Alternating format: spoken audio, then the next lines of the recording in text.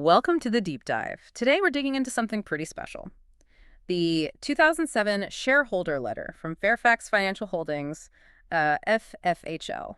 Yeah, it's fascinating. And what makes it really stand out is the timing. This letter came out in early 2008, Right. and it's detailing their, quote, best year in history Yeah. for 2007. Just as the global financial crisis, the very storm they'd been preparing for, was, really starting to bite. Exactly. So that's our mission today, isn't it? To unpack how this one company managed record profits while, well, the whole financial world was starting to wobble. They didn't just survive the subprime mess, they actually bet on it and won big. So let's get the scale straight from the start. What kind of numbers are we talking about for 2007? Okay, get this. $1.096 billion after tax. That's $58.38 per diluted share. $1 billion. Wow. And it was the first time in their 22-year history they'd crossed that billion-dollar threshold. Plus, mark-to-market book value. It grew by an incredible 48.7%. 48.7%. Hitting $230.01 per share. That is just staggering growth right before one of the biggest crashes since, well, 1929. Mm-hmm. So the big driver behind this was a, let's say, controversial bet, a really contrarian one. That's the headline story, absolutely. The credit default swap position, the CDS bet. Okay, let's break that down a bit. CDS, what are we actually talking about here? Right. So a credit default swap is basically like insurance. You buy it to protect yourself if a borrower, or maybe a bond issuer, defaults. So if you buy a CDS, you're essentially betting that whatever debt it's linked to is going to fail. Precisely.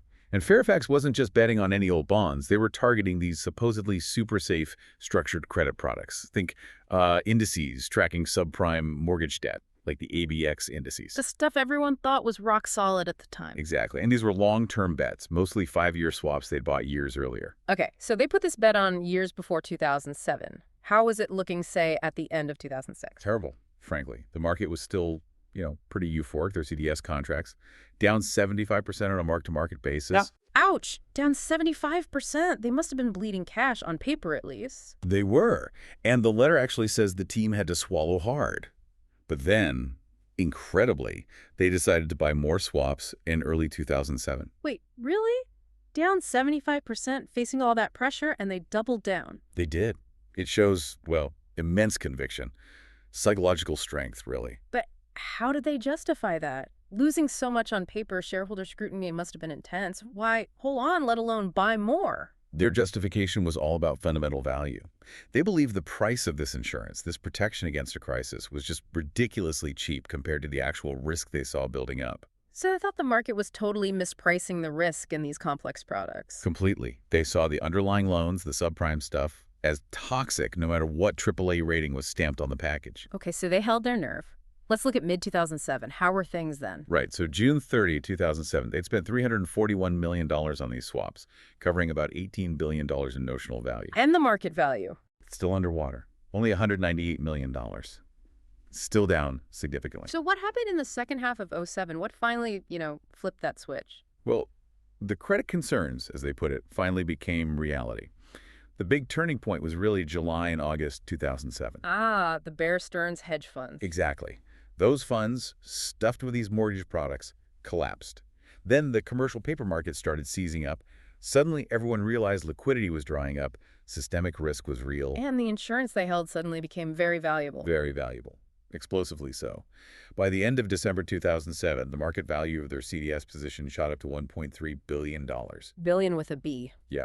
And on top of that, they'd already cashed out, realized $199 million in proceeds. Wow. And did it stop there? Not at all. The gains kept rolling into early 2008. By mid-February '08, the total realized proceeds were up to $850 million, and the remaining market value was $2.1 billion. That's just astronomical. What was the gain versus what they actually spent? The gain on sale over their original cost for the contracts they'd closed out was around $764 million. That's roughly 10 times what those specific contracts cost them. 10 times their money on a bet everyone else thought was crazy. Incredible foresight. Absolutely. And they give specific credit in the letter to Brian Bradstreet, called him their man of the year. He was the one who came up with the idea. Yeah, he formulated the idea way back in 2003 and worked with their fixed income team to put it in place. It wasn't some giant army of traders. It was a small, focused team. With incredible conviction. That's the key. And, this massive CDS win wasn't just about the money. It completely validated their whole view of the market. And that influenced everything else they did, right? How they managed the rest of their Totally. portfolio. They used those gains and that conviction to stay incredibly defensive across the board all through 2007. Defensive. How defensive are we talking? Well, think about this. Roughly 80% of their entire investment portfolio was parked in treasury bills and government bonds, basically cash. 80% in cash equivalents, while the market was still near its highs. Exactly. And for the stocks they did hold, they hedged over 80% of that equity exposure against the S&P 500. So they were effectively betting against a market downturn, even with their equity Pretty holdings. much taking their chips off the table, yeah. Yeah. And this preparation, this defensiveness, meant their total investment return for 2007, including those unrealized CDS gains, hit 14.4%, Which is way above their usual target, isn't it? significantly higher than their long-term average of 9.5%. It really shows how playing defense paid off massively for them that year. It wasn't just gut feeling, though. They grounded this strategy in some serious financial theory and history, didn't they? Oh, yeah. They were citing the big thinkers, like Hyman Minsky. Minsky, remind us of his main idea again. His core thesis is that stability causes instability. Basically, long periods of economic calm and prosperity breed complacency. Yeah. People take on too much risk, too much debt. Which sows the seeds for the next crisis. Exactly. And Fairfax saw the long U.S. economic recovery leading up to '07 as a perfect example of Minsky's cycle playing out, setting the stage for a major correction. They also looked further back, didn't they? Mentioning Ben Graham. Right. They cited Graham's sobering point about the 1929 crash, that only about 1 in 100 investors who were active in 1925 actually survived the 1929-1932 meltdown. A stark reminder that euphoria doesn't last forever. Definitely. And they even drew a parallel to Japan's lost decades. Ah, the post-1989 period in Japan. Yeah, they pointed out how the Nikkei index collapsed from 39,000 down to 7,600 between '89 and 2004, even with low interest rates and government spending. And they saw similarities in the U.S. sentiment pre-crisis. They explicitly said the feeling in the U.S. that it's different this time, that the financial system was somehow immune, was, quote, not dissimilar to the mood in Japan just before its bubble burst. A serious warning. And by 2007, the proof was already emerging, right? In the very markets they were betting against. Oh, absolutely. The letter lays out some pretty damning data. Just in 2007, Standard & Poor's downgraded nearly 16% of all the residential mortgage-backed securities it rated. 16%. Out of how many? Over 36,000 securities. So thousands of downgrades. And what did that do to prices? Crushed them. They gave specific examples. AAA-rated subprime mortgage bonds, the supposedly safest slice, were trading down at 60 cents on the dollar. 60 cents for AAA. Wow. And the next rung down, the AA-rated ones, Yeah. trading at just 25 cents on the dollar. A 75% loss on paper almost overnight for something rated almost risk-free. It just shows you how quickly perceived safety can evaporate when the underlying structure, the ratings, the whole system starts to crack. The market repriced that risk incredibly fast. Okay, so the investment side had this incredible contrarian success. But what about the main business, the insurance and reinsurance operations? How are they doing while all this market drama unfolded? They are performing exceptionally well, really solid underwriting. Their main subsidiaries reported really strong combined ratios. Northbridge was at 92.3%, Crum & Forster at 92.2%, Odyssey Ray at 95.5%. Right, combined ratios. For anyone listening, remind us why a low 90s number is so good in insurance. Sure, the combined ratio basically measures expenses plus claim losses against the premiums collected. Anything under 100% means you're making a profit just from the insurance itself before you even invest the premiums. So a 92% ratio means they made an 8% profit margin on underwriting. Exactly. And getting into the low 90s consistently puts you among the best, most disciplined underwriters in the business. They're careful about the risks they take on and how they price them. And that translated into record profits from the core business, too. Yes, a record underwriting profit of $281.3 million for 2007. The letter mentions this was boosted by releasing some past reserve redundancies. What's that about?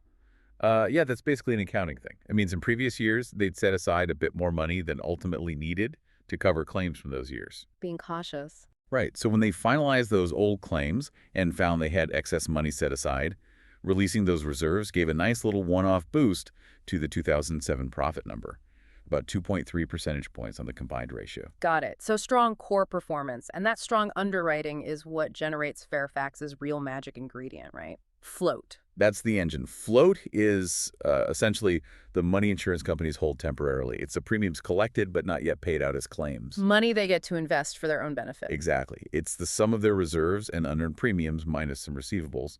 And at the end of 2007, Fairfax's total float was huge, $10.5 billion. $10.5 billion. And the key thing is what that float costs them, isn't it? It's absolutely critical. Most companies have to pay for their capital, pay interest on debt, etc. But great insurance underwriters can generate float at very low cost, or even zero cost. And Fairfax in 2007. Because their underwriting was so profitable, they actually achieved a negative cost of float. They were effectively paid 3.3% to hold on to that $10.5 billion. Paid to hold capital, that's the dream, right? It's the cornerstone of their whole strategy. That long-term goal of compounding book value by 15% a year. Having billions in zero cost, or even negative cost, capital makes that vastly easier to achieve. It magnifies their investment returns hugely. No, the letter isn't just about successes. They were pretty open about some things that didn't go so well, particularly with acquisitions, weren't they? Yes, surprisingly transparent, actually. They specifically called out one miss, a company called Cunningham Lindsey. What happened there? Well, they'd taken it public years ago, back in '87, at CDMT, $10 a share. They ended up buying back the shares later and then sold a controlling interest in 2007 for effectively CDN $3.20 per share. So a significant loss over the long term. Yeah, and they directly labeled it unsuccessful stewardship in the letter, which is quite candid. It shows they measure themselves against that long-term philosophy, wanting to own good businesses forever. Selling something like that means it didn't work out. Right, but they also highlighted a big M&A win. They sold their 26% stake in Hub International and realized a $221 million gain. So, swings and roundabouts. And looking forward, did they mention any specific long-term holdings they really liked? Yes, one in particular, Johnson & Johnson. They owned about 5.9 million shares. Why J&J? Purely based on its incredible track record. 100 years of compounding sales and earnings at over 10% per year. That's the kind of steady, reliable compounder they look for. So this amazing year, 2007, it wasn't just about the CDS profit. It really strengthened the whole company, didn't it? Massively.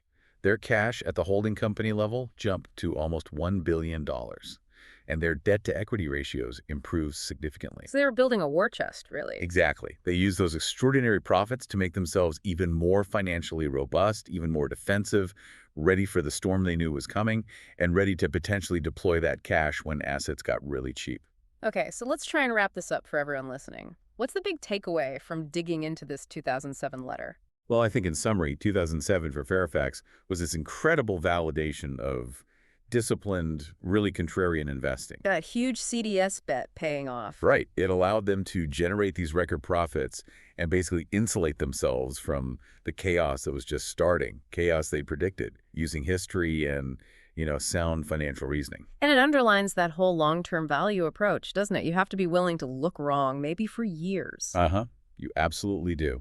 Their conviction plus that amazing negative cost float from the insurance side let them stick to their guns and pursue that 15% compounding goal, even when things looked rough short term. Which brings us to a final thought for you, the listener, to kind of chew on. Fairfax pointed the finger at structure, the complexity, the ratings as the reason those mortgage products collapsed so badly. Yeah, they worried that the same weak lending standards and complex securitization structures were being used in other parts of the credit markets too, not just mortgages. So here's the question.